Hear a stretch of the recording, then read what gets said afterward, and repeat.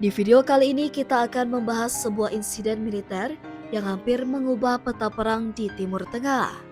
Bayangkan, jet tempur F-15 Israel tengah dalam misi penyerangan ke Iran, lalu tiba-tiba mengalami kerusakan fatal saat berada jauh di wilayah musuh. Tanpa pesawat tanker pendamping, pilihan satu-satunya mendarat darurat di negara asing atau jatuh di Iran. Tapi yang terjadi setelahnya justru lebih mengejutkan. Dari insiden kecil ini, meledaklah perang 12 hari yang mengguncang kawasan. Apa yang sebenarnya terjadi? Bagaimana Iran merespon serangan itu? Dan kenapa Israel bisa sampai melakukan misi berbahaya seperti ini? Tonton sampai habis, karena jawabannya tidak sesederhana yang Anda pikirkan.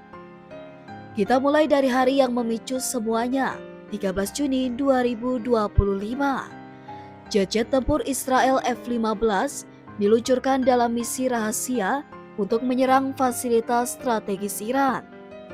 Target utama, senjata nuklir dan rudal balistik Iran, yang oleh Israel dianggap sebagai ancaman eksistensial.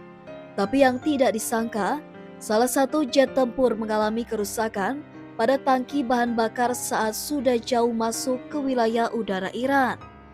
Pilot menyadari masalah tersebut tepat waktu, namun kondisi kritis, tidak ada pesawat tanker yang menyertai misi ini. Sebuah kelalaian besar atau strategi yang terlalu nekat? Pilot segera mengirim sinyal darurat dan memperingatkan rekan-rekannya untuk menyiapkan rencana B, termasuk pendaratan darurat di negara ketiga. Tapi negara mana? Itu masih jadi misteri. Situasi di langit Iran makin menegangkan. Jika jet sampai kehabisan bahan bakar dan jatuh di Iran, itu bisa memicu krisis diplomatik dan propaganda besar-besaran. Israel jelas tidak bisa membiarkan pilotnya ditangkap hidup-hidup. Karena itu, dua opsi langsung disiapkan. Mengirim pesawat tanker pengisi bahan bakar secepat mungkin ke titik lokasi F-15, menyusun rute keluar menuju negara netral untuk pendaratan darurat. Sayangnya, laporan Channel 12 dan Times of Israel tidak menyebut negara mana yang disiapkan untuk menjadi lokasi pendaratan.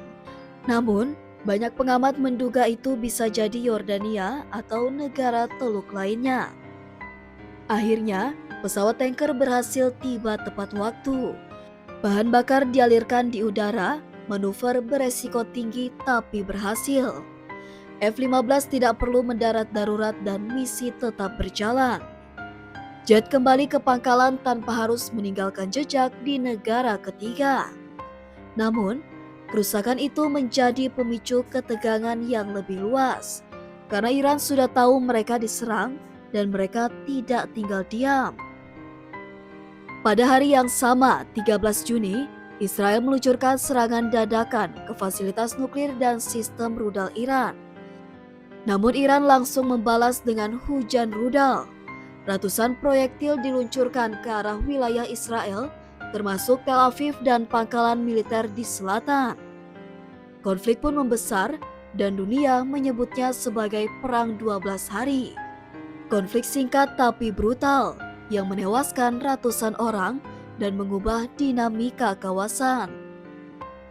Perdana Menteri Israel Benjamin Netanyahu mengklaim serangan ke Iran dilakukan untuk mencegah program senjata nuklir. Namun Iran bersikukuh bahwa program mereka bersifat damai dan untuk energi, bukan senjata. Pertanyaannya, bagaimana jet tempur modern bisa dikirim dalam misi sejauh itu tanpa pengawalan tanker? Apakah ini kelalaian militer Israel? Ataukah misi ini memang terlalu beresiko sejak awal?